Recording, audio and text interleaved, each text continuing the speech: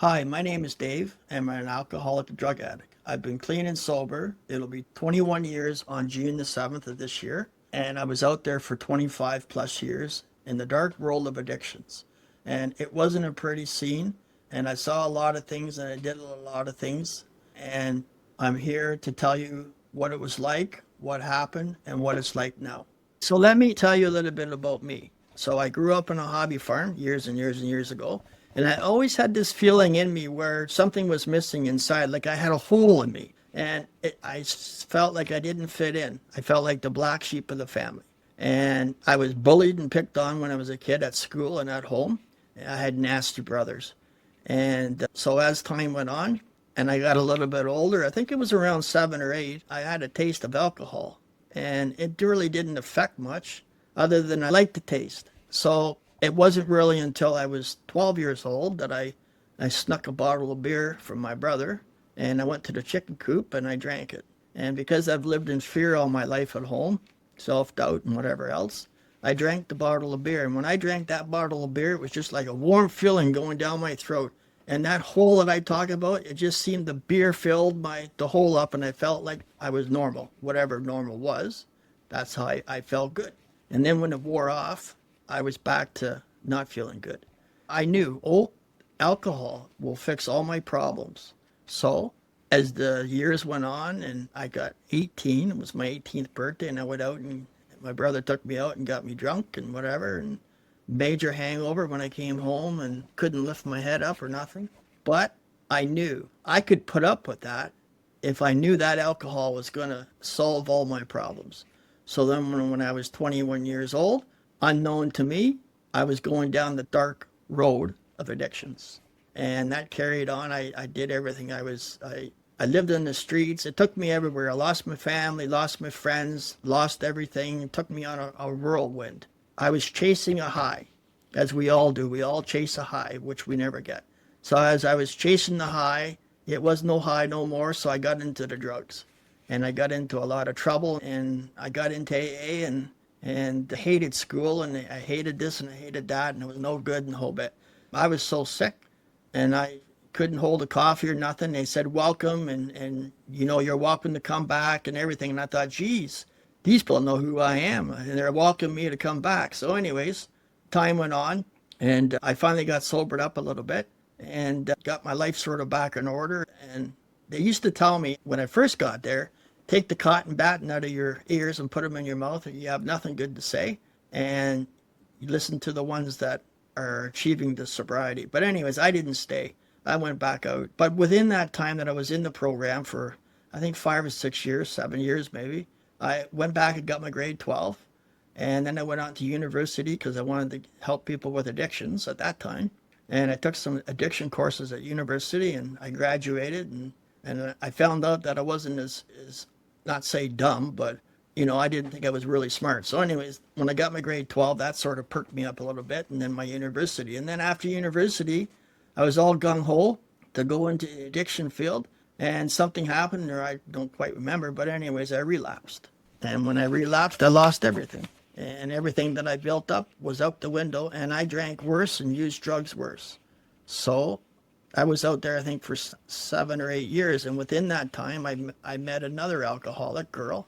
She was a nice girl, but she has issues, she's drinking and stuff. But anyways, I overlooked that. And it was funny. I met her online, and she lived in Ottawa. And I was all hammered one night, and I drove down to Ottawa and ran over a cat. And one thing led to another. And 3 months later, we got married.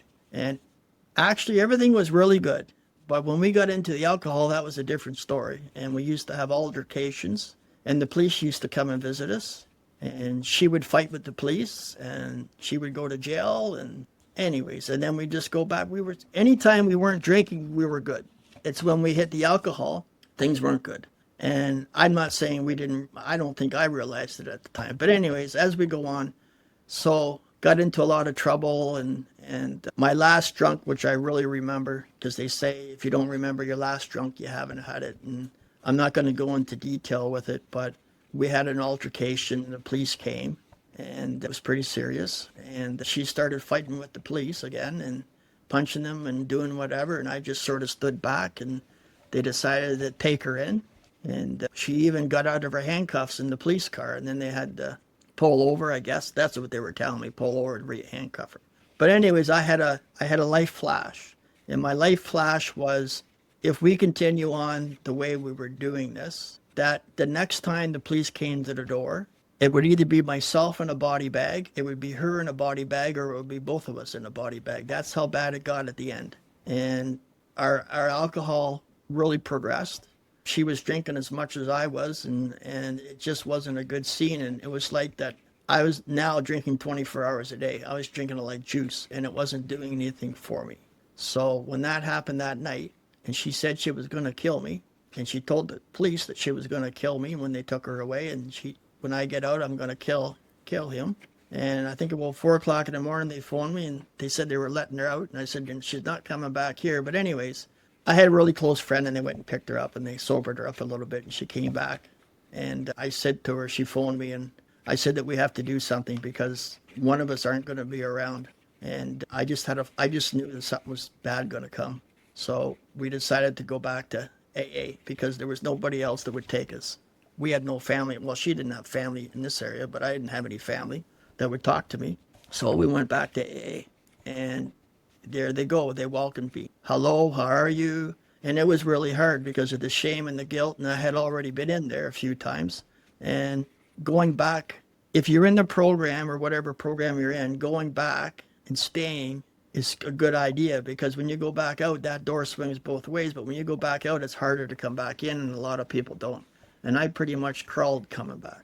Anyways, we got clean and sober, and everything was good, and started getting our little tokens, which was sort of like a good feeling that, oh wow, I've been clean and sober for 30 days. And then it came to, I think it was 6 months, and then 9 months, and then you get your medallion.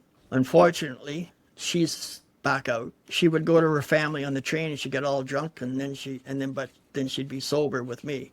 And then we moved and various things. And a few years later, we parted on good terms. We got a divorce. And she's back out drinking, whatever. I talked to her. She'll phone me the odd time. So anyways, so what I decided to do is I was offered a job over time back into the addiction world. And because of my university degree was a little lapse, it was suggested I go back to college. So I went back to college, and I got another couple of certificates for addictions, and then I was hired with CMHA. And CMHA is Canadian Mental Health Association here in Ontario. I was hired for a 1-year contract, and everything was going good. And at the end of the year, when my contract was coming due, then COVID hit Canada in January, and they didn't renew my contract because of COVID. And then another men's house in the area I live in, they found out that I was available, so they gave me a contract. They're all contracts. You can't get jobs in addictions anymore long term. They're all contracts. So I had a contract. And then I started seeing things that I didn't like in the house, and the way the house was set up. The guys would come in, and a lot of us don't have any ID, and we helped them get their ID, and then we went on and got them processed and started to teach them, because you're rebuilding your life. So anyways, I didn't like what I was seeing in the house, and I just decided that was time to go and do something else. So I started doing some private coaching and various other things, and I've always had an idea of opening up some kind of a community where we could all be together, and I could offer my services, and we could all help each other. So that's about where I am today. So, it's one day at a time. If you're struggling, this community will be able to help you, because if you're struggling, there'll be somebody there. And I'm going to offer my coaching, and we'll see what happens. And you can come in and check it out, and if you like it, fine. And if not, that's fine too. But I don't really see anything out there on YouTube where people talk about stuff like I've just talked about, and I'll get more in depth in the community, and we'll see. I know there's lots of people out there struggling, and I know you're likely sitting at your counter table right now struggling, and there's, we're all struggling. We don't have any, there's no jobs in Canada, and Canada's a mess. And drinking and drugging doesn't help the situation. And I know you're struggling, so, just reach out to me. I'll leave my email address, and we can talk and go from there. So have yourself a great day, And thank you very much for listening.